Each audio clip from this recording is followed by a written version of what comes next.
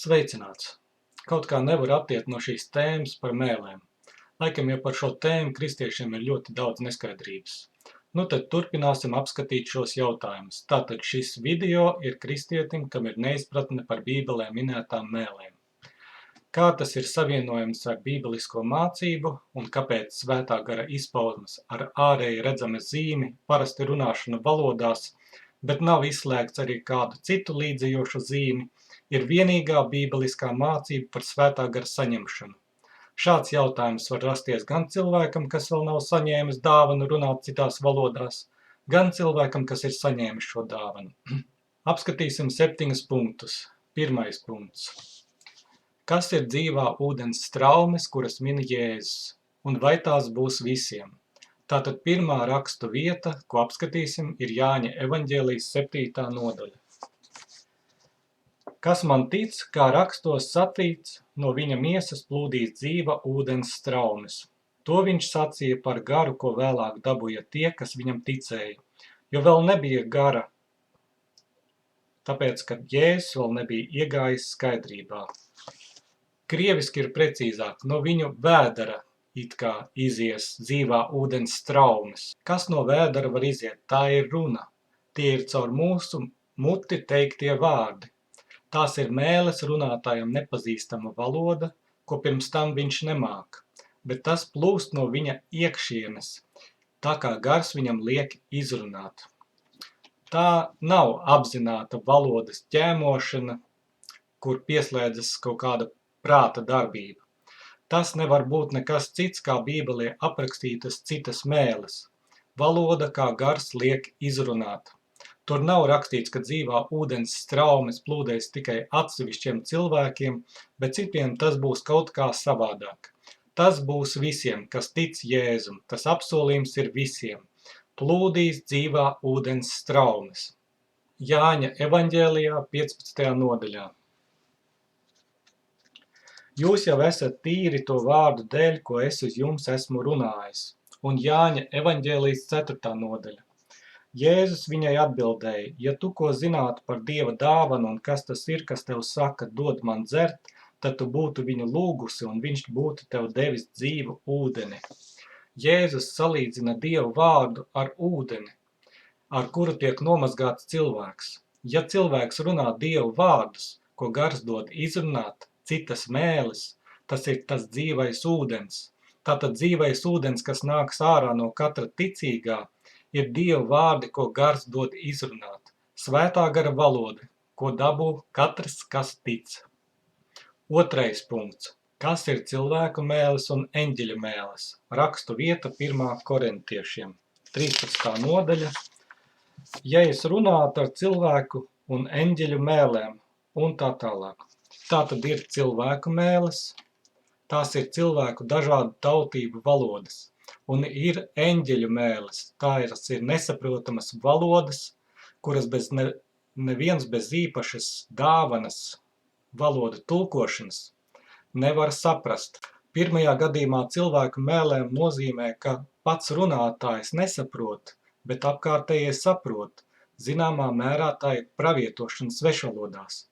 Otrajā gadījumā eņģeļu mēlēm nesaprot ne runātājs, ne apkārtējie, ja tur nav kādam mēļu tulkošanas dāvana. Mateja evaņģēlijas 22. nodaļa, 30. pants.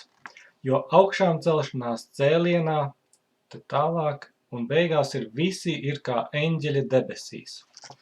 Augšām celsimies mēs jaunā miesā. Mēs būsim kā eņģeļi. Mūsu garīgais cilvēks ir kā eņģelis. Valoda garīgam cilvēkam arī ir jauna, ko fiziskais cilvēks nesaprot. Tā ir eņģeļu mēle. Tādas ir tās eņģeļu mēles. Trešais punkts. Vai visiem ir jārunā mēlēs? Izlasīsim 1. korintiešiem 12. nodaļu.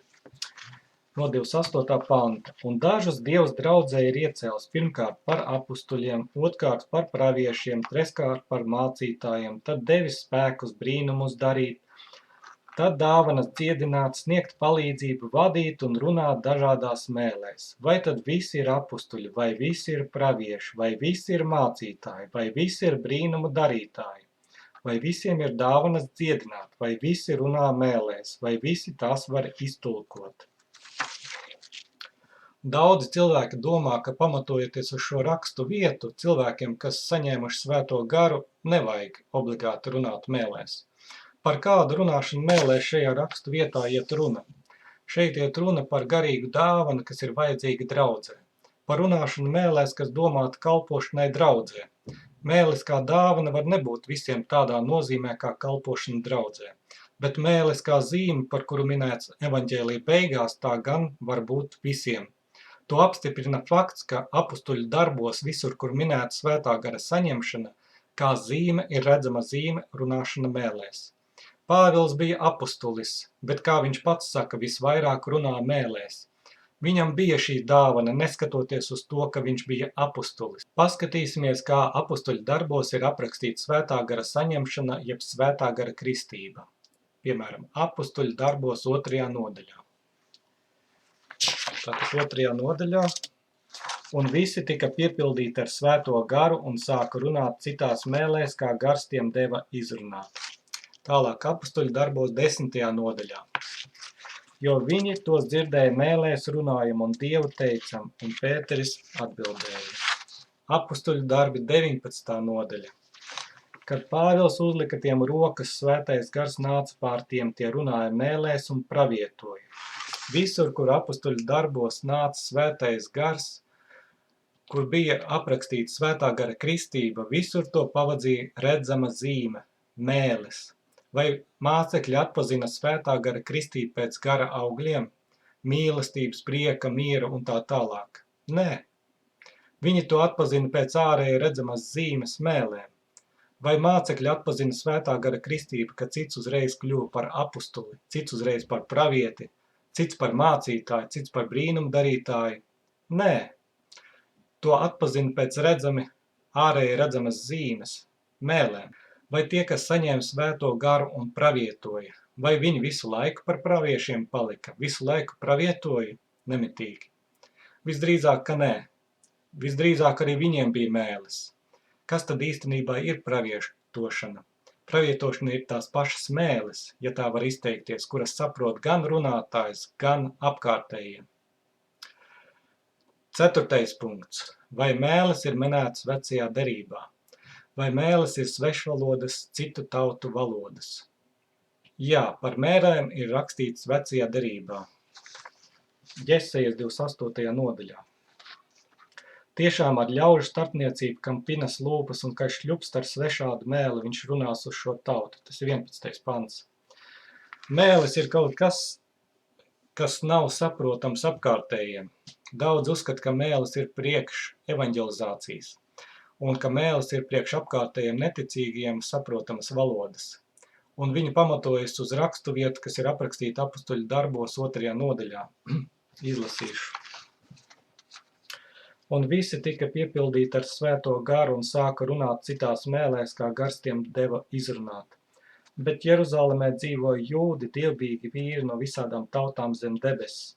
Kad šī balss atskanēja, ļaužu pulks sanāca kopā un izbijās, jo ik viens tos dzirdēja runājam savā valodā. Tie sabijās un brīnīdamies sacīja, vai visi šie, kas runā, nav galilieši? Kā tad mēs ik viens dzirdam savu dzimto valodu? Partieši, mēdieši, elāmieši un kas dzīvojam Mezopotāmijā, Jūdijā un Kapadoķijā, Pontā un Āzijā, Friģijā un Pamfilijā, Ēģiptē un Lībijas novados,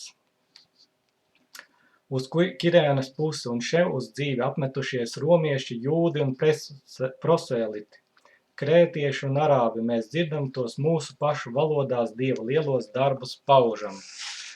Vasarsvētku dienā, kas saņēma svēto garu pie šī notikuma, bija apmēram 120 cilvēki. Un starp viņiem noteikti varēja darboties arī kādas citas dāvanas. Jo, kā mēs lasām apustuļu darbu grāmatā, pie svētā gara saņemšanas bija arī pravietošana. Varēja darboties arī mēļu tulkošanas dāvana, kā arī apustuļi varēja runāt daļēji arī cilvēku mēlēs. Tas ir, kad cilvēks nesaprot, bet apkārtējie saprot. Tāpēc arī apkārtējie cilvēki saprata šo mēļu valodu. Bet vai vienmēr cilvēks saprot mēles?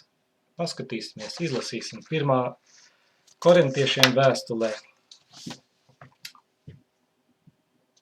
13. nodaļā, 2. pants. Jo kas runā mēlēs, tas nerunā cilvēkiem, bet Dievam, jo neviens to nesaprot, viņš garā runā noslēpumus. Kas šeit rakstīts?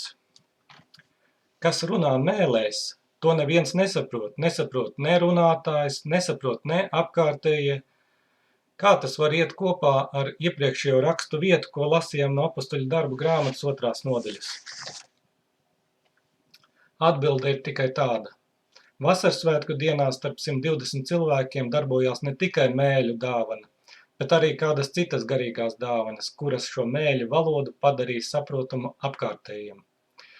Vēl izlasīsim no 1. korintiešiem 14. nodaļa 23. panta. Ja visa draudze sanāktu kopā un visi runātu mēlēs un ienāktu svešinieki vai neticīgi, vai tie neteiks, ka esat prātu zaudējuši? Ja jau mēlis būtu svešvalods, tad jau ienācēji priecātos, viņi dzirdētu savā valodā runājumu un priecātos par to. Bet mēlis nav pašs par sevi saprotams, tāpēc arī ienācēji domā, ka ir prātu zaudējuši. 5. punkts. Vai mēlis ir durvis uz pārējām dāvanām? Jā. Un apustulis Pāvils savās vēstulēs par to raksta. No 1. korintiešiem turpat. Tādēļ, kas mēlēs runā, lai lūdz Dievu, ka viņš to var arī izskaidrot. Un 4. pantā. Kas runā mēlēs, tas ceļ pats sevi, bet kas pravieto, tas ceļ draudzi. Mēlis nav priekš kalpošanas draudzē. Mēlis ir priekš katra individuāli. Kāpēc mēlis kalpo priekš katra individuāli? Tāpēc, ka mēlis neviens nesaprot. Tāpēc visi argumenti, ka mēlēm obligāti jābūt apkārtējiem saprotamām, kā tas esot bijis vasarsvētku dienā, ir atspēkojumi. Mēlis nav priekš evaņģelizācijas. Neviens nevar evaņģelizēt runājot mēlēs, ja nav tulkotāji, jo mēles neviens nesaprot. Evaņģēlijā teikts, runās jaunās mēlēs. Vārds jaunās nozīmē, ka tās ir jaunas, pirms tam nebijušas, tāpēc nav mēles svešvalodas. Ievērojot, ka mēles ir pirms pravietošanas. Kas saņēmis mēles, pēc tam lūdz par to, lai pravietot, jeb iztulkotu mēles. Mēles ir vismazākā dāvana. Un Pāvils saka, tiecieties pēc lielākām dāvanām, tas ir pēc pravietošanas. 6. punkts. Kas pēc savas būtības ir mēlis? Mēlis ir uzticēšanās Dievam, tas, ka tu spēj uzticēties Dievam. Uzticēties, ka tavu mēli izrunās pareizus vārdus, pilnīgi atbrīvojoties no prāta kontroles. Mēlis nāk it kā no vēdera, no iekšpuses, no gara, kā mēs pašā sākumā izlasījām. Tātad vēl izlasīsim no 1. korintiešiem. Tādēļ es jums saku, neviens, kas runā Dieva garā, neteiks nolādēts, lai ir Jēzus, un neviens nevar teikt, kungs ir Jēzus, kā viens svētajā garā. Tas, kas runā mēlēs, tas runā garā.